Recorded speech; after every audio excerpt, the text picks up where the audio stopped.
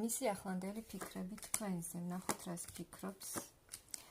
ძალიან ბევრს ფიქრობს ეს ადამიანი თქვენზე.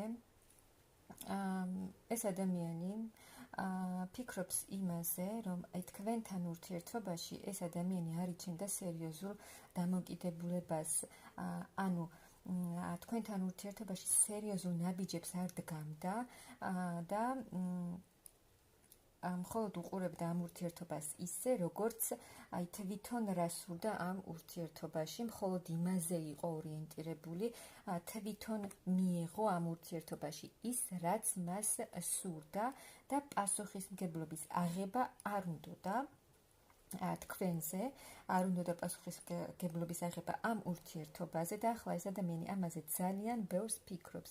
ფიქრობს, რომ აი ეს ყველაფერი, ეს არასერიოზული დამოკიდებულება უკან უნდა მოიტოვოს, ეს ყველაფერი, ის რომ პასუხისმგებლობას არ იღებდა ეს ადამიანი თავის თავზე, აი ეს ყველაფერი უკან უნდა მოიტოვოს ამ ადამიანმა.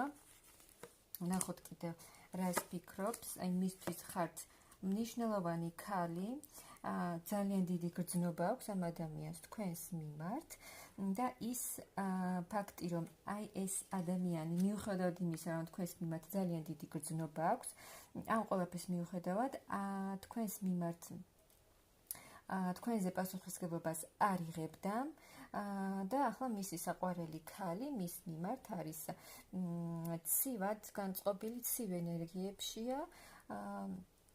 შესაძლოა აი ამის გამო მოხდა თქვენ შორის რაღაცა პატარა გაუგებრობა, შესაძლოა თუ ვინმეს კონტაქტიც არ გაქვთ, აი ამის გამო თქვენ აღარ გსურდათ ასეთი ურთიერთობის გაგრძელება და ამიტომ ხართ აი ახლა მის მიმართ ზურგშექცეული და ცივად განწყობილი. აბა ვნახოთ ახლა მისი გრძნობები თქვენს მიმართ, რას გრძნობს. ძალიან დიდი გრძნობა აქვს, იაქტიურებს ეს ადამიანი.